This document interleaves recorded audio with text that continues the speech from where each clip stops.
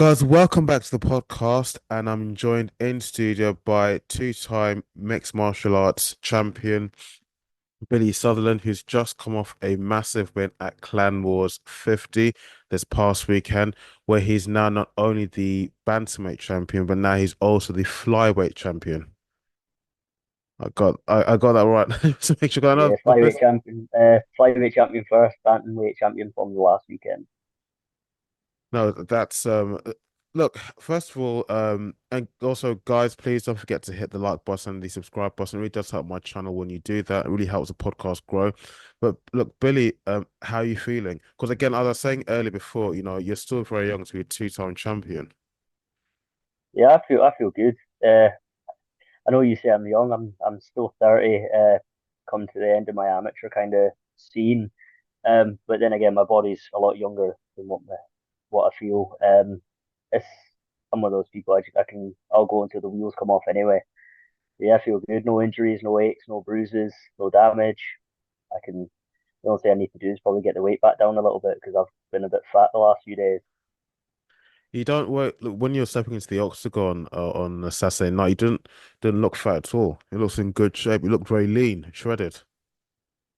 Yeah, I try to stay pretty strong anyway. I did put a lot of work into bring the weight up for that fight because I naturally walk around 62, and I built all the way up to the heaviest around 68 just for that fight, just so I could carry the strength. Because at bantamweight, I don't have any advantages. I don't have any advantages at flyweight because I'm very short. I'm not as long as the other guys, but at bantamweight I had even less advantages. So I did make it a mission to just make sure I was more powerful and stronger than anyone I'd be facing there. Look, it's something that I've never asked a fighter before, especially for someone who's come off a win. Also, that brings them up to the champion status level in the game. Um, but after a win like that, now becoming champion twice, how do you celebrate a win like that? As in, do you could just go crazy with the drinks and the booze, the family, or do you just because okay, for, you as far as you're concerned, because of where you are now in your career, you think maybe just like a quiet drink with the people closest to you, so how you celebrate. I'm a boring fucker, to be fair. So yeah, I had the celebrations afterwards.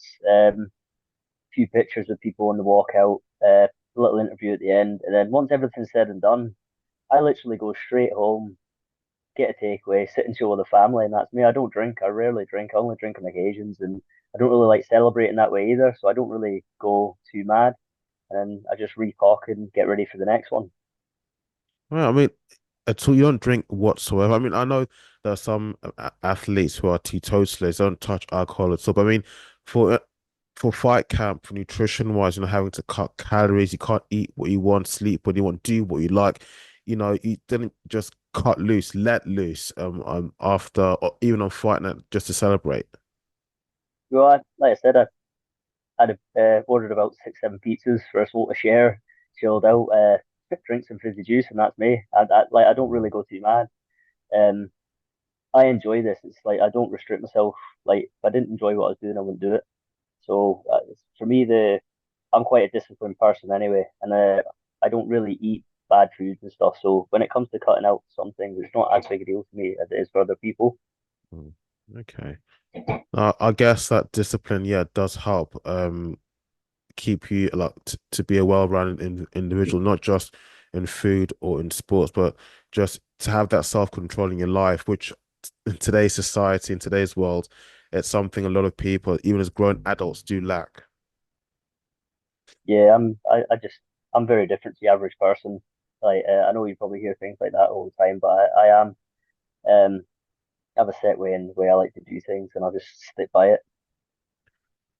Look, it is the first time of me speaking with you, and I always like to take things back to like the beginning. So, I mean, you, Billy Sutherland, how is it you got into combat sports and then gradually niche yourself into mixed martial arts?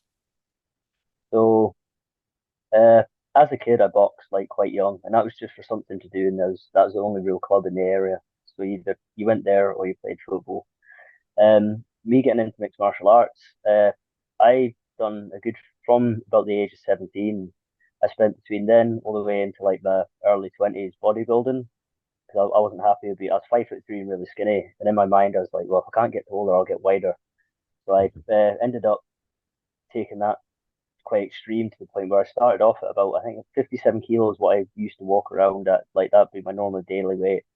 And then I went over that period of time, like 7 years of training, I went up to 100. So I like I'm always quite extreme in the way I do things. And then from there, because it's a thankless thing, you do it for yourself. There's no end goal other than just lifting weights. I kind of stopped, but I needed something, and I always wanted to do MMA as a kid. But where I lived back home in Scotland, there was no clubs, there was no But you were saying about we are talking about the mixed martial arts, and you were saying about how you came from in Scotland. You didn't have many facilities to facilitate your passion and ambition to be a mixed martial arts fighter. yet. So uh, for me, it's I found IFS, and I got there just to get fit. Really, it wasn't anything more than that. It was just to get fit in a different way that didn't involve me having to go to the gym because I just came from that kind of bodybuilding background. And I found IFS, and the community and the social kind of aspect of it was brilliant. And then from there, it kind of just escalated. I never actually had any intention of fighting. I think I got asked to fight in a novice show, and it was a few weeks' notice. And then I done a few others where it was like a day's notice or a week's notice, and then just kept building. I well, I also do want to ask you about your gym, the gym and team that you're fighting out. So IFS. I mean, can you talk a bit about um the sorts of coaches you have there? Because I mean, someone with the kind of success you achieve, even fine if it's just amateur, I'm sure I want to know about the people behind you, the sorts of teams that people who are supporting the guys you've got in your corner. Yeah, so we've got like the gym manager, one of the head coaches, Paul McLaughlin. Yeah, he kind of runs and oversees everything. And then our kind of main coach would have for the fighters for a lot of the fighter classes would be Peter Duncan, who was an MMA fighter back in the day, who fought some top guys as well. Then we've got some good striking coaches in just now as well. So we've got Jared Healy, who's a brilliant boxing coach. He's sharpened up my hands a lot. And just this camp alone, to be fair, we've done a lot of pad work and things and just trying different things because I'm quite an outward fighter with changing stances anyway. So we started blending that and then use my own kind of knowledge to blend that more into an MMA style. And then we've got Lee, who's been our kickboxing coach this last few months, and same again. Just been brilliant to have the older guys down with the knowledge that have come from professional backgrounds of fighting, and then just passing that knowledge on to the guys coming up and through. Just just so I don't forget, when we finish the interview, please send me the I've got the links already for the gym, but those coaches you can send me their tags and their links. I want to tag Yeah, them yeah, as well in the stories as well, please. Um, yeah. No, some train of thought, but the gym itself, as in your teammates, are there any other guys, as in coming up through the ranks, who we should be keeping, as in just a lookout for when it comes to seeing them stepping into the octagon? yeah. So we've got a kind of a new generation coming through now. And we had some of them display themselves on that Clan Wars 50 show. And that was like maybe their first novice fights, and then some of them having their debuts as well as amateurs. I spoke about this before to other people. Like the level difference of guys coming through now is massive compared to what it had been a few years ago. There's a few standout guys I think from the gym that just because they're young as well that have potential to really do something at amateur level and even pro down the line if it's something there to stick at. So one of the young lads so far kind of sticks out for me would be Charlie Lloyd, young guy, really athletic, really strong, hungry. Um, he came in, had a great performance, managed to win his fight just by dominating wrestling and grappling. We've got Seymour, another young guy. Well, not young guy, he's older than me, but another guy coming through on a lighter weight classes. He's quite exciting to watch because he likes to stand and bang and display his kickboxing. Um, Off the top of my head, it's hard to kind of rattle off a load of names now. There's a lot of good young guys coming through just now. I think come next summer will be a better time because you'll get to see the development again in the next kind of stages as they maybe leave novice and go into the amateur side, or some of the guys will maybe be starting to end their amateur. side and go to pro. We've got Soul, who's a brilliant striker. He's came from a background in karate, brilliant striker, fast, sharp, and really long for the weight class he fights in as well. He was meant to fight on Clan Wars, but got injured just before it. But going forward, I have listened to your past interviews, but one statement you did that, or what rather one question that did come up that propped my ears up is when you're turning, will you decide to turn pro, and when will that be? Because you're now champion twice in two different weight divisions on Clan Wars, but when is it you'd like to turn pro? So I'll trust my team. Uh, I'm not going to say or make any mad decisions just because I'll come off a win and everything's brilliant just now. I'll listen to the team, the coaches, and see what they think is probably the best for development. If I need to do anything else, or should we look at any other options first? Ideally for myself, I think going pro at a sooner opportunity is better. So, like I said before, I'm 30 now. It's longevity in the game. If I'm going to be able to do anything, it needs to be done within the next probably 5 to 7 years of building that pro record and make more memories out of the sport more than anything else, and then to have a run anywhere. So I think sooner the better, personally. But like I said, I'll listen to the coaches. I put all my trust in them. So Um, are there any, though you might say there's an obvious answer to such a silly question, but are there any particular promotions maybe you'd like to compete in professionally? I mean, Clan Wars, of course, they've already made them a name for themselves on the Irish mixed martial arts scene, not just in Ireland, but even over here in the UK, they're known as well. But are there any other particular promoters that you've got an eye on that you'd like to compete on their fight cards? not as such as like I've got an eye on, but moving to that side of things, it'll be what suits best, what opportunities present themselves. I'm not going to say I'm like keep my heart, my fingers crossed for a set promotion. It's what opportunity presents itself, and then we'll take it from there. Okay.